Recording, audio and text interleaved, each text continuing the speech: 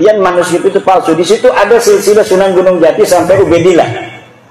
Ternyata manuskrip itu palsu. Menggunakan sumber yang dikutip dari tulisan Habib Salim bin Jindan, Sunan Gunung Jati dikatakan berasal dari Hadramaut. Ketika lembaran daluang itu digosokna, abu-abunya luntur. Lebih dari separuh naskah Wangsakerta yang ada diambil sebagai contoh penyidikan. Hasilnya, naskah-naskah itu palsu. Assalamualaikum warahmatullahi wabarakatuh. Salam jumpa, salam sejahtera untuk Anda semua. Salam persaudaraan dari kami, Aras 9 Channel. Kembali saya menyapa Anda, saudara-saudaraku sekalian. Persoalan kesejarahan di bangsa kita ini nampaknya memang sangat kritis ya. Bukan hanya ditemukannya banyak sekali perubahan identitas makam-makam atau juga makam-makam palsu, tak terkecuali pula adanya naskah-naskah yang disebut manuskrip yang ternyata setelah ditelaah juga palsu.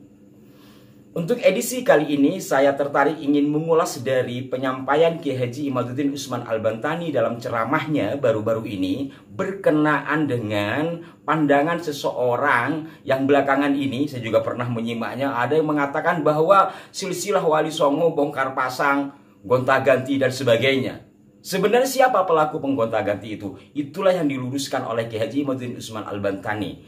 Dan apa yang disampaikan oleh beliau ternyata sebelumnya sudah di-capture. Dan ini pula pernah kami ulas oleh Kiai Haji Agus Sunyuto.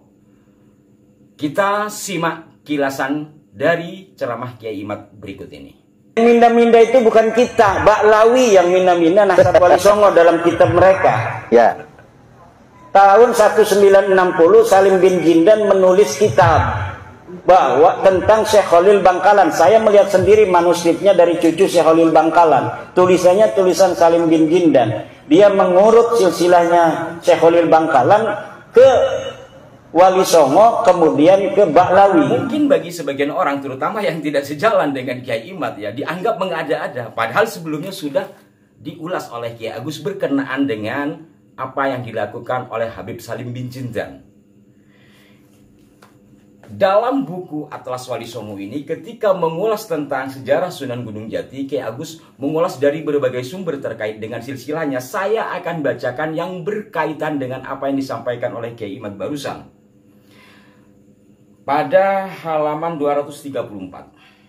Sementara menurut telaah Syed Muhammad Naqoib Al-Atas yang menggunakan sumber sejarah Raja-Raja Cirebon yang ditemukan Sayyid Salim bin Ahmad bin Jindan, di sini ditulisnya Sayyid ya, pada tahun 1933 dari arsip Keraton Sultan Cirebon yang berisi silsilah Raja-Raja Cirebon yang menurut cerita, nah ini saya tidak merubah naskahnya, yang menurut cerita naskahnya diperoleh dari Sultan Kesepuhan Muhammad Syamsuddin dan telah dibandingkan dengan manuskrip milik Kiai Muhammad dan seterusnya.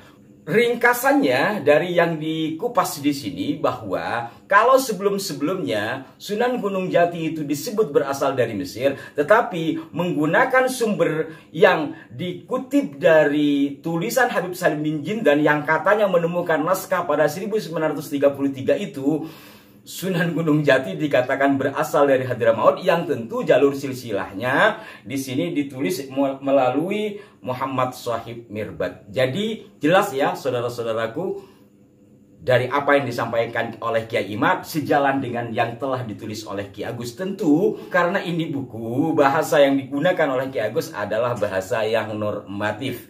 Kita lanjut pada bagian berikutnya, di mana Kiai Imad menegaskan bahwa di internet dijelaskan akan adanya manuskrip yang setelah ditelaah ternyata palsu. Dikatakan ada manuskrip Negara Kertabumi di Cirebon 1690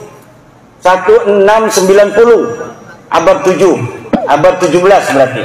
Ternyata itu manuskripnya palsu. Nah, manuskrip palsu yang juga ditulis 1960, kemudian diatribusikan bahwa dicatat atau ditulis tahun 1690, padahal 1960 dibalik. Oh, dibalik. Kertasnya itu kertas yang biasa diproduksi oleh pabrik Indonesia 1960. Silakan cari di internet manuskrip negara Kertabumi palsu.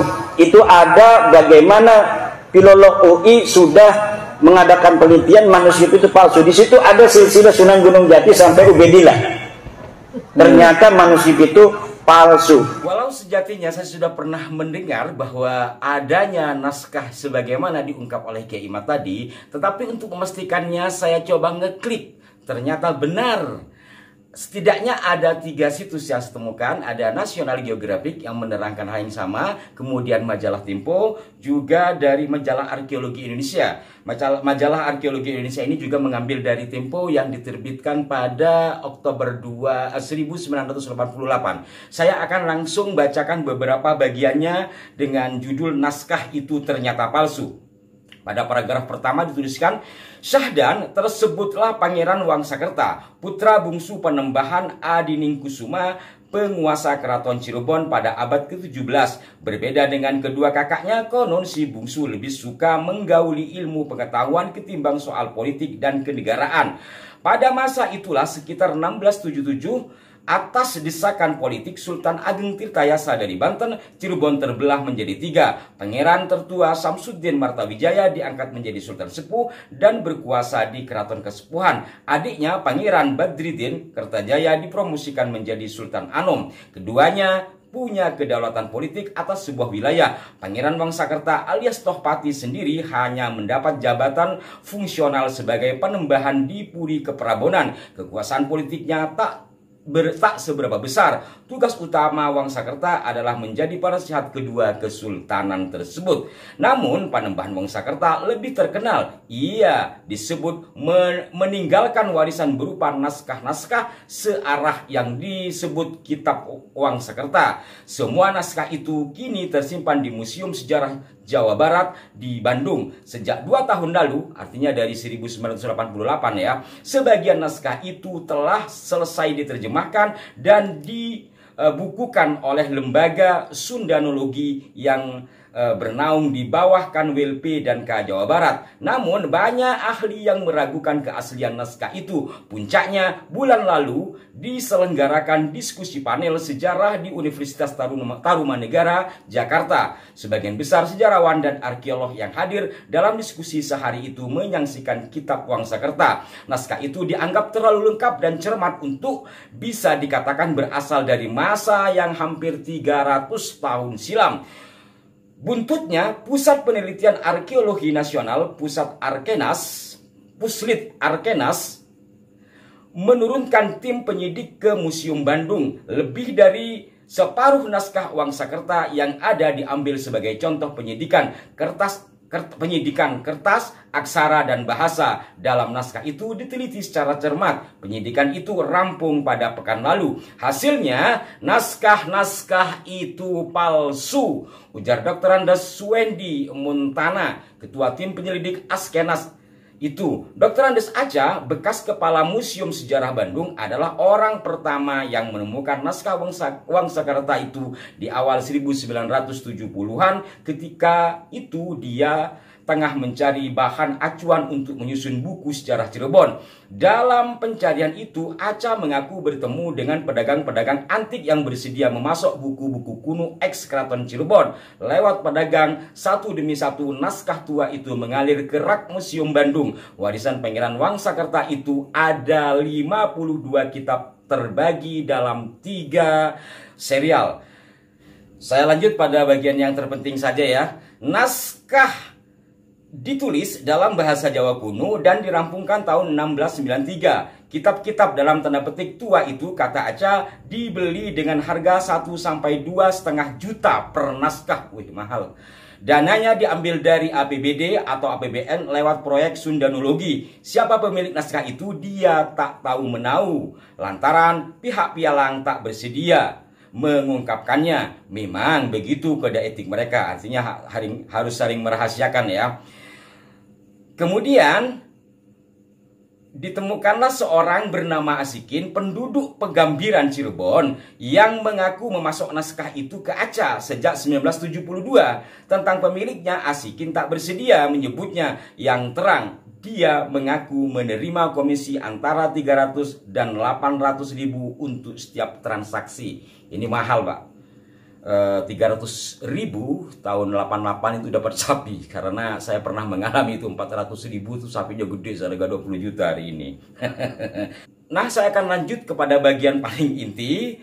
Di sini diungkapkan bahwa bahasa Jawa kuno yang dipakai pun, artinya dalam naskah tadi itu ya, menurut ketua tim kelewat ditua-tuakan, sehingga malah tak mewakili bahasa akhir abad ke-17. Para wali yang hidup di abad ke-15 menggunakan bahasa Jawa baru, tutur ketua tim penyidik itu. Peristiwa ini sangat disesalkan oleh Direktur Perlindungan dan Pembinaan Peninggalan Sejarah dan Purbakala. Nah, kalau tadi para ahli itu menelaah dari sisi konten, dari sisi isi, mulai dari aksara, kemudian juga bahasa yang digunakan, kemudian substansinya, dan sekarang kita lihat dari sisi bahannya, yakni kertas yang digunakan itu adalah kertas daluang.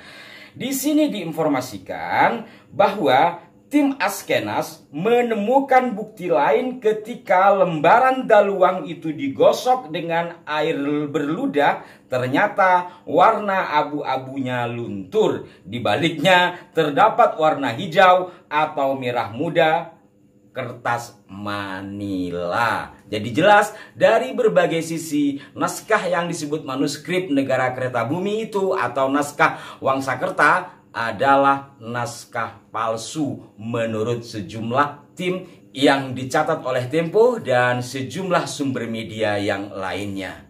Jadi apabila naskah-naskah itu memuat silsilah Sunan Gunung Jati yang ke Ubaidillah, berarti silsilah berikut kertasnya silahkan Anda menilainya. Jadi benar-benar darurat saudara-saudaraku sekalian, dan kita harus cermat. Dan alhamdulillah semua ini bisa terungkap, tinggal kesadaran di antara kita semua. Semoga bermanfaat dan mohon masukan yang konstruktif di kolom komentar. Sampai jumpa. Wassalamualaikum warahmatullahi wabarakatuh.